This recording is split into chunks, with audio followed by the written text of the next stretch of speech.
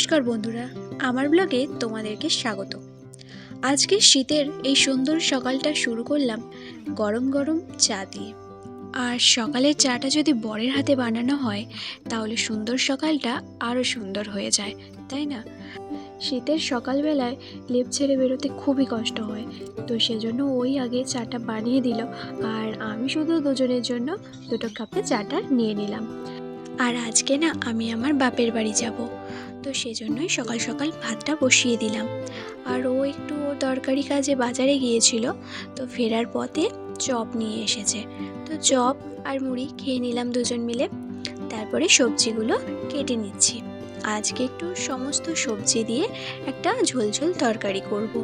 আর এই শীতকালে এই সবজির তরকারিটা আমার তো খুব ভালো লাগে, আর আমার ফ্যামিলির সবাইও পছন্দ করে।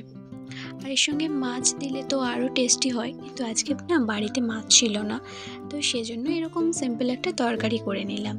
আর তোমরা কে কে এরকম সব সবজি দিয়ে তরকারি খেতে ভালোবাসো অবশ্যই আমাকে জানিও কিন্তু। তো রান্না করতে করতেই আমাদের পাড়ার এক ঠাকুমা আমাদের বাড়িতে এসেছিল আমার সঙ্গে গল্প করতে, কারণ মা তো বাড়িতে নেই। তো ঠাকুমা অনেকক্ষণ বসে আমার সঙ্গে গল্প করছিল, অনেক কথা বলছিল। তো গল্প করতে করতেই হঠাৎ এই ধাঁধাটা আমাকে ধরলো।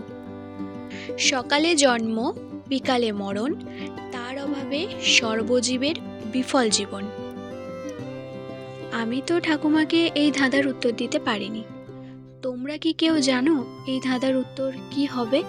তাহলে আমাকে কমেন্ট করে অবশ্যই জানিও।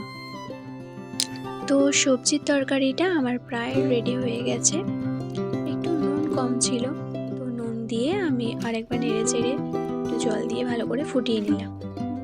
তো আমার ফুলকপির তরকারি রেডি হয়ে গেছে। তারপর দুপুরে দুজন মিলে একসঙ্গে খাওয়া দাওয়া করে নিলাম। খাওয়া দাওয়ার পরে রেডি হয়ে চলে এসেছি বাস স্ট্যান্ডে। তো আমাকে বাসে চাপাতে এসেছে, তো আজকে ও আমার সঙ্গে যাবে না। তো চলো, বাস চলে এসেছে। আর বাসে উঠেই সিট পেয়েছি জানালার ধারে। তো সব কিছু দেখতে দেখতেই যাচ্ছিলাম। তো চারিদিকটা দেখো, কিছুদিন আগে কেমন সবুজ ছিল আর এখন কেমন হয়ে গেছে। তো বাস থেকে নেমে এখন আমি টোটোয় করে যাচ্ছি আমার বাড়ি। তো চারিদিক দেখতে দেখতেই যাচ্ছি। তো দেখলাম এখানে সব বাচ্চা ছেলেরা ফুটবল খেলছে, দেখতেও বেশ ভালোই লাগলো। আর চারপাশটা কত সুন্দর। তো আমি প্রায় আমার বাড়ির কাছাকাছি চলে এসেছি। আর এদিকে দেখো সূর্য মামা কেমন হাসছে, কত সুন্দর লাগছে তাই না? কত সুন্দর একটা পরিবেশ, তাই না? আর আকাশটা দেখো কত সুন্দর লাগছে, আমার তো খুব ভালো লাগলো। তো আমি চলে এসেছি আমার বাড়ির কাছে।